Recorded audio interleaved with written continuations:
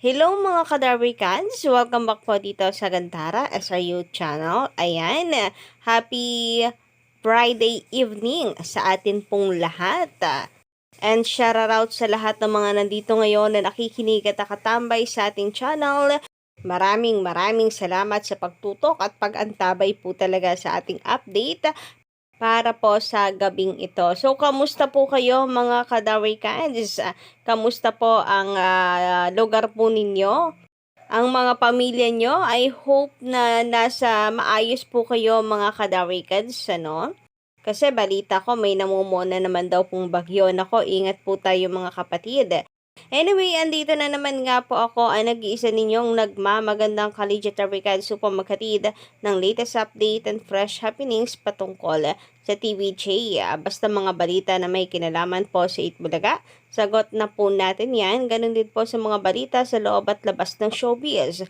Kaya naman kung di ka pa nakaka-subscribe, i-click mo na yung subscribe button at notification bell para maging updated at ma-notify ka po every time na may bago po tayong reaction na video patungkol sa mga nasasaga po natin na balita araw-araw. Mapait bulagaman po yan or chismis sa loob at labas ng showbiz. Anyway, ang mainit po natin pag-uusapan para sa gabing ito ay pumapatungkol nga po dito sa isang insidente sa Jamie 7 na kung saan sa halip po na sila po ay pumalakpak ang tenga ay tila napahiya pa po ito. Napahiya pa ang mga ito. Grabe nga naman yon. Malatahan ng pinakamasaya lamang po ang peg. Napahiya po kay tatay. Bukod din po dyan natin din pag-uusapan ang pag-awit po ng team song ng Itbulaga sa Wawawin or sa Will to Win ngayon ni Kuya Will. So nakakatuwa lang guys no na pre-promote ni Kuya Will ang Itbulaga sa kanya pong programa. I hope na ganun din ang EB sa Will to Win. Sabi ko nga po dati 'di ba magkaroon po ng crossover sana yung dalawang show. So, unahin nga po muna natin ito mga kadarikans. Kanina, ayan po, kung makikita nyo talaga ang mga tao ay sumayaw, umindak at kumanta po ng team song ng Itbulaga po sa Will to Win. Grabe makikita nyo nga po dito kung gaano po kasi ang atin pong mga kadarikans and of course, mga kawila to win. So, they are very happy nang patugtugin po ang team song ng EB. Grabe nga po yung team song ng EB, no? Wala pong kupas. Napakaganda po ng pagkakasulat at pagkakatugtog po nito, kadarikads. And isang malaking patunay lamang po yan mga kadarikads na marami pong nagmamahal sa EB. Kita nyo naman po kung paano sila nagdidiwang. Sabi nga dito ng News 5, kumanta at sumayaw ang audience ng Will to Win ngayong Biyernes, July 26, nang patugtugin ang team song ng kapatid dun time show na Itbulaga. Ipinagdiriwang ng Itbulaga ang kanilang 45th anniversary sa July 30. Hashtag News5. And of course, thank you so much kay Kuya Willa, diba? Sa kanya pong pag-promote sa Itbulaga kanina. Sabi nga po niya, ang nag-iisa at ang hirap talunin. Kasi I don't think naman na may tatalo pa po sa Itbulaga. Even Showtime, nire-respeto po at iginagala ang naging journey ng Itbulaga, ang kasaysayan ng Itbulaga. Po ang nag-iisang napakahirap pong talagang talunin, ang Itbulaga! So, siya guys, no, tinanggal na po natin yung sound kasi baka maka-copyright po tayo at the same time ay kuha po kasi talaga ito sa Will to Win. Pero ganun pa man, ang importante maipakita po natin sa inyo, no? Kung gaano po kasi ang ating po mga ka-Will to Win kadarikans sa nakiparty, nakisayaw at nakikanta sa team song ng Itbulaga. Sayang kung ganito lang din sana kalawak po ang studio ng Itbulaga, no? Ang dami po, ang saya po siguro nga panoorin kadarikans na ang dami pong mga tao na nanonood lalo na sa anniversary kung kung ganito po kadami sana yung mga tao. Naku, mukhang napakasaya. So sana nga po sa kanilang anibersaryo makalipat po sila ng studio. Sana lang naman. Pero kung hindi, ayos lang din naman. Kontento naman po tayo sa studio ngayon ng TVJ.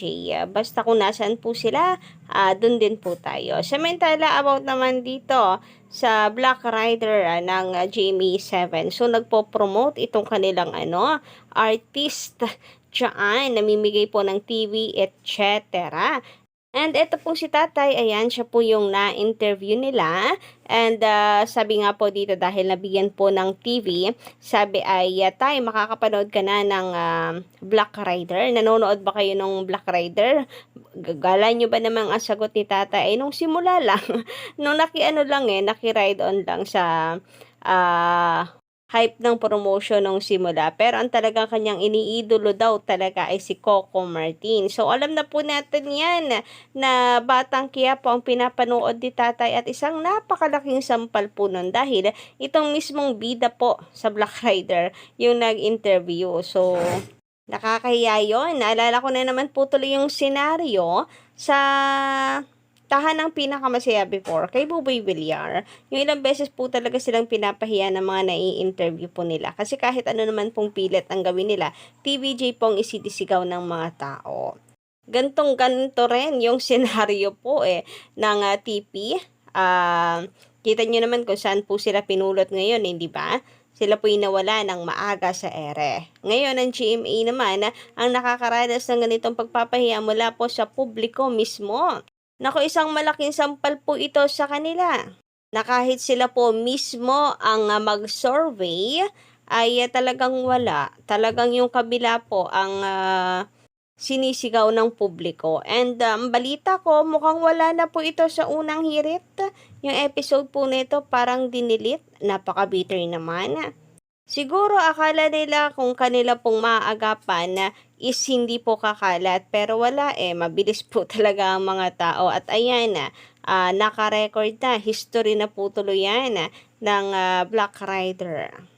Samantala, sabi naman dito ng isa po nating commenter, shout out and magandarang gabi po sa inyo. Wala man kayong username.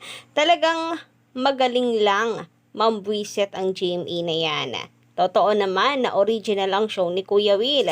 At yung Family Feud ay sa Amerika, ang original niyan. Itim na puso ang GMA. So, ayun na nga Kadawi Guides. Dahil parang po ata ito doon sa ginawang pananabotahe sa show ni Kuya Will.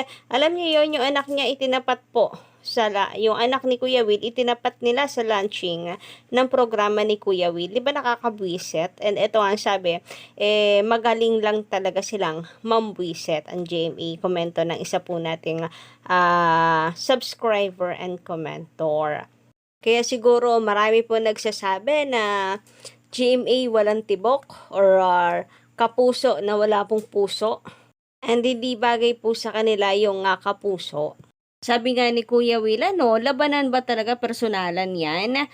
Nandyan naman po sila para makapagpasaya ng mga tao, hindi ba? Yun naman po ang goal mismo ng kanilang mga programa. Lalo na parehas pong game show, so para po maghatid ng saya sa mga manonood. Maintindihan ba natin kung mga serye talagang labanan po yan? Pero kapag kanyang for entertainment, parang nawala tuloy yung for entertainment dahil po sa ginawa ng GMA. Anyway, sabi naman dito ni Froilan Esguera, Monday and Tuesday, kahit recorded lang, at least hindi naman replay ang Itbulaga. Tao lang din sila na need na magpahinga. Wednesday hanggang Sabado, live naman. Wala naman akong pake sa rating na yan, na basta kami solid Americans forever. Esguera family. Ayan, shout out po sa Esguera family. Saan mong pong masulok ng mundo, Esguera family, shout out po sa inyo. And totoo po yan. Ang importante hindi po replay. Pero kapag replay episode po ang Itbulaga, alam naman po natin ang reason yan. Kung hindi po dahil araw ng pangingilin ay kagaya po ng mga ganitong kalamidad, kagaya ng nangyari po nitong nakaraan na napilitan po ang Itbulaga na mag-replay for safety purposes at nang hindi lang po natin mga kababayan kundi na kanilang manggagawa mismo. Kasi pamilya na po ang turingan nila sa isa't isa. And kung hindi mo naiintindihan yon ay wala ka rin siguro ng puso. Charis! Basta guys, ang importante ginagawa po ng Itbulaga ang lahat ng kanilang makakaya para makapagpasaya po ng mga tao. At syempre, ang makatulong sa pamamagitan po ng Itbulaga. So yun lang po muna guys ang ating update para sa gabing ito. Don't forget to click the subscribe button and notification bell para po sa iba pang mga balita.